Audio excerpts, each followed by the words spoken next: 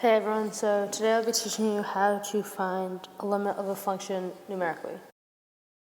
So for starters, here we have a function. The function is x squared minus 9 over x plus 3, and we're trying to find the limit as x approaches negative 3.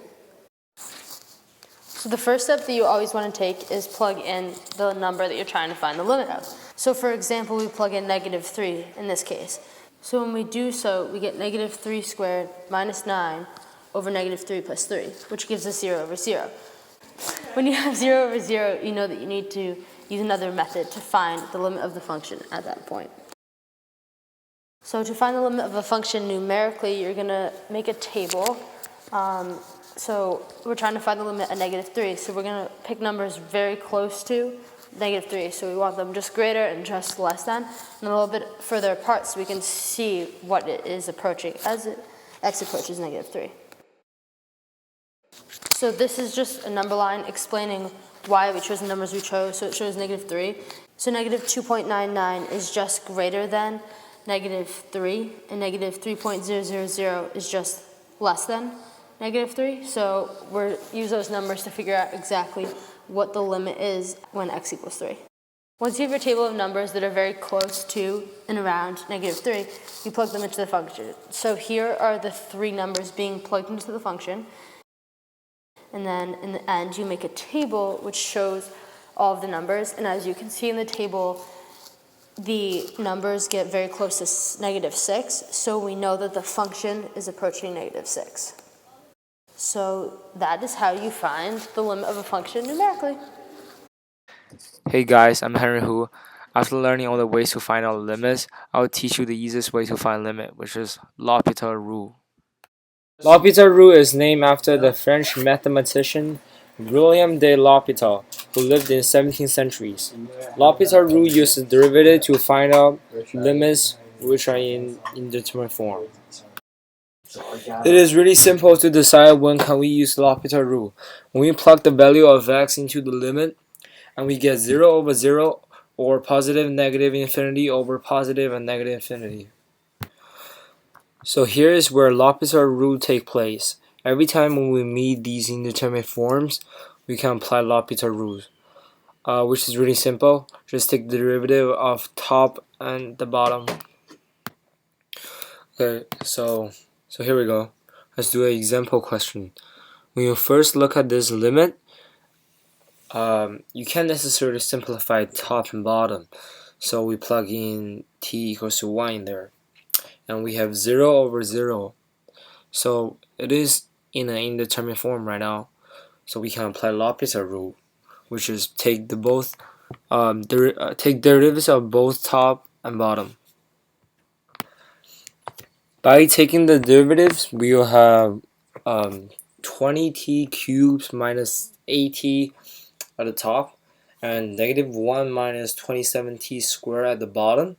So now we try to plug in t equals to 1 again there. We have 20 minus 8 over the negative 1, negative 27 at the bottom. So we have negative 3 over 7, which is the answer. So here's another example.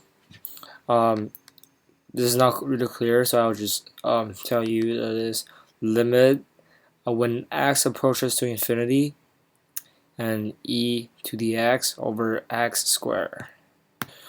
So we also can apply the L'Hopital rule in this one, since when we plug in x equals to infinity, we have infinity over infinity, so we can use L'Hopital rule.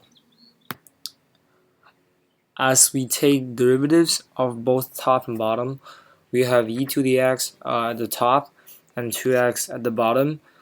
But now we plug in infinity into the limit. We still have infinity over infinity. So what do we do now? We take one more derivative, so which just means second derivative. So we take one more derivative of this limit, and we have e to the x at the top, and 2x becomes 2 at the bottom. So now we plug in x equals to infinity again into it.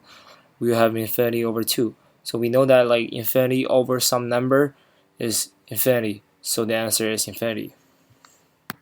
So those are two quick examples of using L'Hopital rules to find the limit. And basically all the questions are similar to these two. I mean, if you have a derivative already, but still you have like 0 over 0 or derivative u infinity over infinity, you just take one more step until like keep taking derivatives until you have like you have something that is not in the summing form, and you can figure out the answer. Hi everyone, my name is Leisha, and now I'm going to show you another really simple way to find limits, and that is by graphing them. So let's start out by just finding the limit of f of x as x approaches infinity. And let's start out with a really simple rational function, which is f of x equals x over 2x plus 3. And now you are simply just going to graph the way the function looks. Now, to find the limit as x approaches infinity, we follow the graph to the right and see where the y values end up if we increase the x values towards infinity. As we can see here by the graph, the y values approach 0. So therefore, we know that with the function f of x equals x over 2x plus 3, the limit as x approaches infinity is 0. Now let's try one with a piecewise function. So here we have a piecewise function, and let's go ahead and say what is the limit of f of x as x approaches 5. As some of you may have noticed, if we plug in 5, it's not differentiable. So what we are going to do is take the derivative of 5 from the right. So first, we're going to graph our piecewise function and follow the function from the right all the way into 5 and to see the y value, which we can see here by the graph is 25. So therefore we know that the limit as x approaches 5 from the right is 25. Now let's try to find out what the limit of f of x is as x approaches 5 from the left.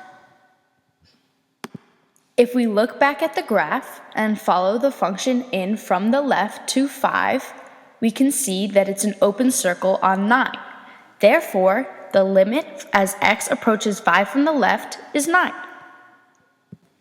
By drawing the graphs, we can see that the limit as x approaches 5 from the right is 25, and 5 from the left is 9.